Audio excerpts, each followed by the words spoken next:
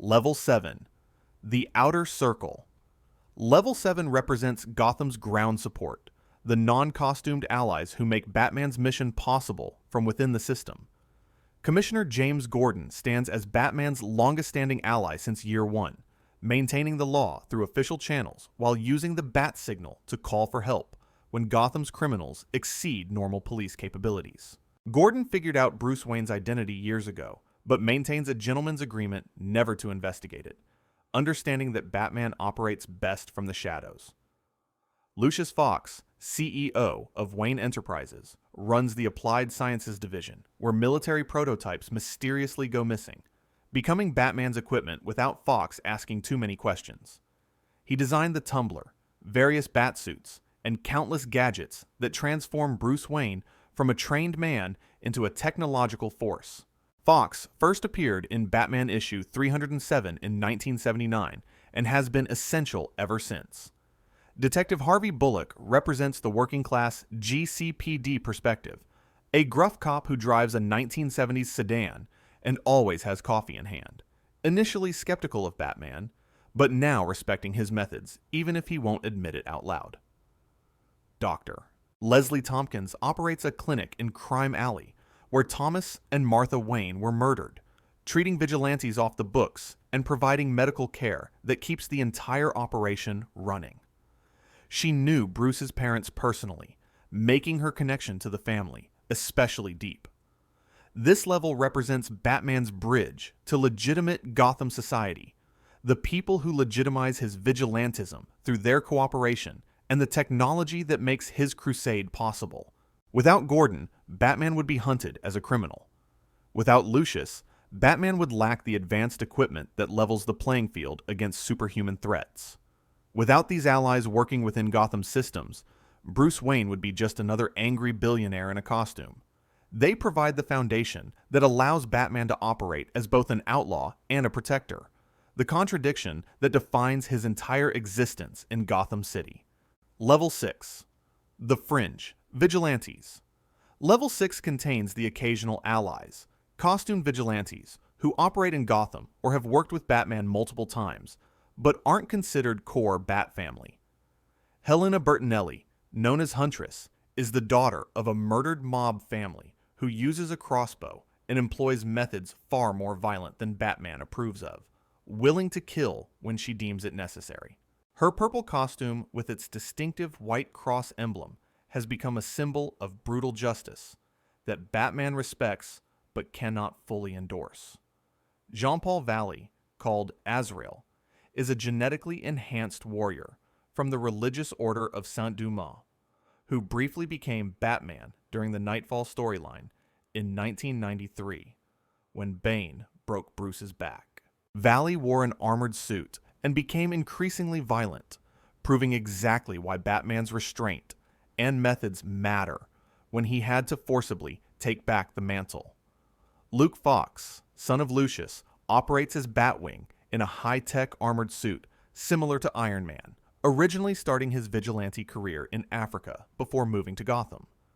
The suit features sleek silver and blue armor with glowing accents and Batwing designs that make him a technological powerhouse. Renee Montoya, formerly a GCPD detective, now operates as the Question, wearing a featureless pseudoderm mask while investigating conspiracy theories and corruption too strange for normal police work.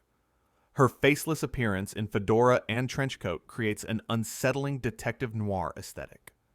These vigilantes represent the outer boundary of Batman's network, showing that not everyone in Gotham's vigilante community follows his exact code. Some, like Azrael, serve as cautionary tales about what happens when someone with Batman's resources lacks his moral compass. They handle threats Batman cannot always prioritize, providing different perspectives on justice while maintaining enough alignment with his mission to be trusted when major crises demand cooperation. They operate independently with their own agendas, but align with Batman when Gotham faces threats too large for any single hero. Level 5. The Specialized Operatives.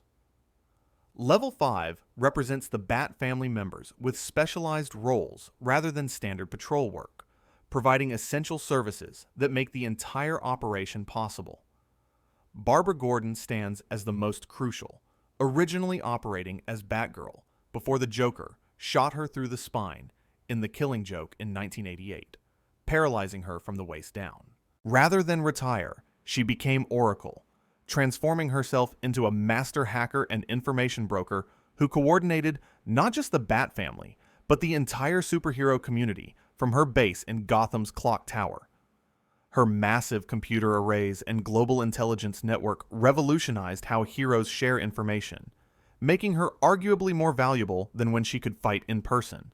The New 52 reboot in 2011 restored her mobility, allowing her return to the Batgirl role with her signature purple and yellow costume, though many fans consider her Oracle period her most important contribution. Duke Thomas operates as the Signal, the only Bat family member who patrols during daylight hours, proving Gotham needs protection around the clock. His bright yellow costume starkly contrasts with the typical dark colors, and his metahuman light manipulation powers allow him to see energy signatures and create light constructs. Duke was inspired to become a hero after his parents were driven insane by Joker toxin, and his daytime operations fill the gap Batman's nocturnal nature creates. Harper Row, known as Bluebird, brings electrical engineering expertise to the family, using taser gauntlets and electromagnetic weapons she designed herself. Her blue hair and working-class background from Gotham's Narrows represent a different perspective, showing Batman inspires ordinary skilled people, not just trained acrobats or wealthy heirs. These specialized operatives demonstrate the Bat family isn't just about fighting crime in alleys, but requires intelligence gathering, daytime coverage, and technical expertise that Batman alone cannot provide, making them essential despite their non-traditional roles in the vigilante hierarchy. Level 4. The Blood Heir. Level 4 belongs to Damian Wayne, Batman's biological son, with Talia al Ghul, daughter of the immortal terrorist Ra's al Ghul, who leads the League of Assassins. Damian represents Batman's literal legacy in ways his adopted sons cannot, born and raised by the League until age 10, with training in every martial art, multiple languages, and tactical genius that made him a perfect warrior before he ever met his father. His childhood was spent learning that killing was not just acceptable, but expected, creating immediate conflict when Talia delivered him to Bruce, and he had to learn his father's one unbreakable rule against taking lives. The boy originally appeared in Batman Son of the Demon in 1987, but that story wasn't considered canon until Grant Morrison reintroduced him in Batman issue 655 in 2006, making him a permanent part of continuity. Damian's personality started arrogant and violent, a bratty assassin who believed himself superior to everyone, including his father. But years of Bruce's teaching gradually transformed him into a genuine hero who still struggles between his mother's lethal training and his father's moral code. He wears the Robin costume with red tunic, green sleeves, and a cape. But unlike previous Robins who favored non-lethal weapons, Damian frequently carries a sword that reflects his League background. The boy died in Batman Incorporated issue 8 in 2013, killed by his own clone called the Heretic in one of the most traumatic moments in Bat family history. But Talia resurrected him using Apocalypse technology, bringing him back but leaving psychological scars. Damian became Robin, while Dick Grayson temporarily served as Batman after Bruce was believed dead, creating a unique dynamic between them that remains one of his closest relationships. He keeps unusual pets in the Batcave, including Batcow, a cow he rescued from a slaughterhouse, along with Titus the dog and Alfred the cat, showing the compassion developing beneath his harsh exterior. Currently around 10 to 13 years old, depending on continuity, Damian represents the ultimate nature versus nurture question, proving that even someone born and raised to be an assassin can choose heroism when given love and proper guidance from a father who refuses to give up on him. Level 3. The Detective Squad. Level 3 contains the intellectual equals, Bat family members who graduated from sidekick roles to become independent heroes while maintaining their connection to the family through their detective skills and analytical approach to crime fighting. Tim Drake, the third Robin, discovered Batman's secret identity through pure deduction by analyzing the acrobatic moves of both Batman and the first Robin, figuring out they were Bruce Wayne and Dick Grayson without any help or clues given to him. He became Robin after Jason Todd's death when Batman grew increasingly violent and reckless, with Tim essentially forcing Bruce to accept him by proving the Dark Knight needed a partner to stay grounded. Tim is considered the smartest Robin, the detective's detective, who now operates as Red Robin with his own modified costume featuring a cowl with red wings and wielding a bow staff as his signature weapon. He founded Young Justice and later led the Teen Titans, proving his leadership capabilities extended beyond Gotham streets.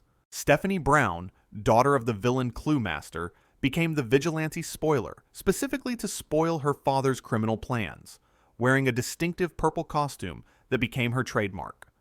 She briefly served as Robin, making her the first female to officially hold that title, though Batman was testing her and the role didn't last long.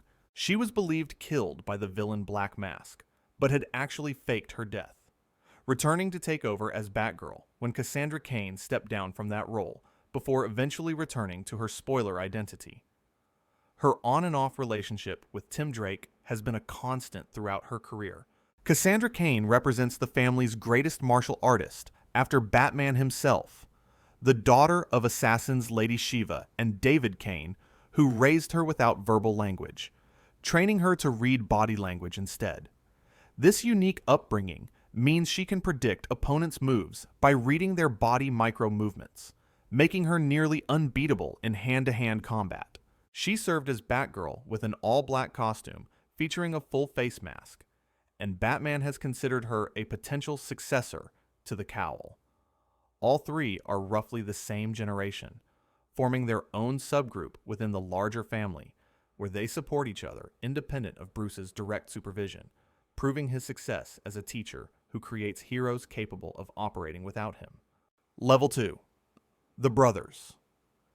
Level 2 belongs to Dick Grayson and Jason Todd, the original Robins who represent Batman's earliest attempts at partnership, and the complete spectrum of how those relationships can evolve, from the bright success of the Golden Child to the dark tragedy of the lost son.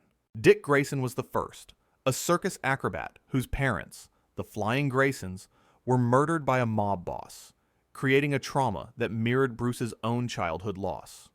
Bruce saw himself in the grieving boy and took him in, training him to become Robin, and together they fought crime for years until Dick outgrew the role and became Nightwing, taking his new identity from a Kryptonian legend Superman told him about. Dick's blue and black costume and his signature Eskrima sticks became symbols of a hero who succeeded in ways Batman never could, becoming a natural leader who commanded the Teen Titans and even the Justice League, while maintaining the emotional balance and ability to form healthy relationships that Bruce struggles with throughout his life. He briefly became Batman himself when Bruce was believed dead, proving he could fill those enormous boots while remaining true to his more optimistic, heroic nature. Dick first appeared in Detective Comics issue 38 in 1940, making him one of the oldest sidekicks in comic history. Jason Todd came next, originally written as a circus acrobat similar to Dick, but later retconned into a street kid Bruce found stealing the Batmobile's tires, a change that made him grittier and more aggressive. Jason's time as Robin was marked by anger issues and violence that worried Bruce, and that tenure ended in the infamous 1988 storyline, A Death in the Family, when the Joker beat him with a crowbar and left him to die in an explosion. DC Comics held a telephone poll allowing readers to vote on whether Jason lived or died, and by a narrow margin of 5,343 to 5,271 votes, they chose death, making Jason Todd comic history's most famous dead sidekick. He stayed dead for years until he was resurrected, with different continuities explaining it as either reality manipulation or immersion in a Lazarus pit, and he returned as the Red Hood, taking the Joker's original criminal identity and operating as a brutal anti-hero who uses guns and kills criminals Batman would simply arrest. His red helmet with glowing white eyes and his willingness to cross Batman's most sacred line creates constant tension between them. Level 1. The Foundation. Level 1 contains Bruce Wayne and Alfred Pennyworth, the two people without whom the Bat family simply would not exist, representing the mission itself and the humanity that keeps that mission from consuming everyone it touches. Bruce Wayne witnessed his parents Thomas and Martha murdered by a mugger outside a theater when he was 8 years old, shot down in an alley that would forever be known as Crime Alley. And that single traumatic moment created the obsession that would define the rest of his life.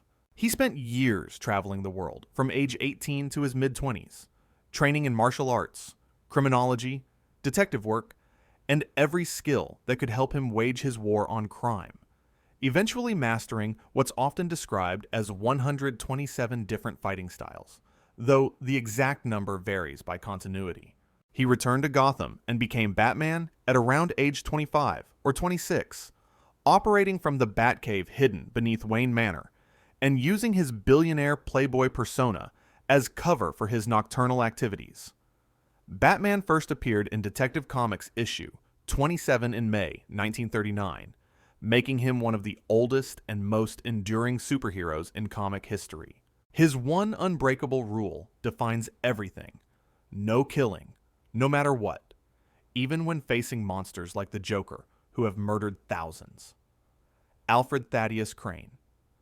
Pennyworth serves as the Wayne family butler, but his role extends far beyond household management into being father figure, field medic, technical assistant, and the moral compass that keeps Bruce tethered to his humanity.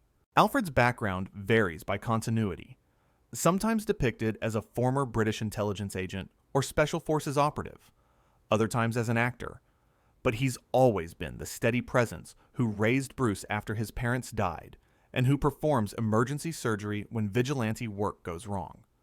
He appeared in Batman issue 16 in 1943 and has been essential ever since. The Batcave beneath Wayne Manor contains everything needed for the mission: the Batcomputer, vehicle bays holding multiple Batmobiles, and the Batplane, a trophy room featuring a giant penny and an animatronic T-Rex from past cases, training areas, and medical facilities. The cave is accessed through Wayne Manor by setting the grandfather clock to 10:48, the time Thomas and Martha Wayne died. Bruce is the reason any of this exists. His trauma and obsession creating Batman and inspiring others to join his crusade, while his vast wealth makes the operation possible. If you want to discuss this video or suggest an idea for the next one, join my Discord, link in the description. If you want to see more, click the video on screen now.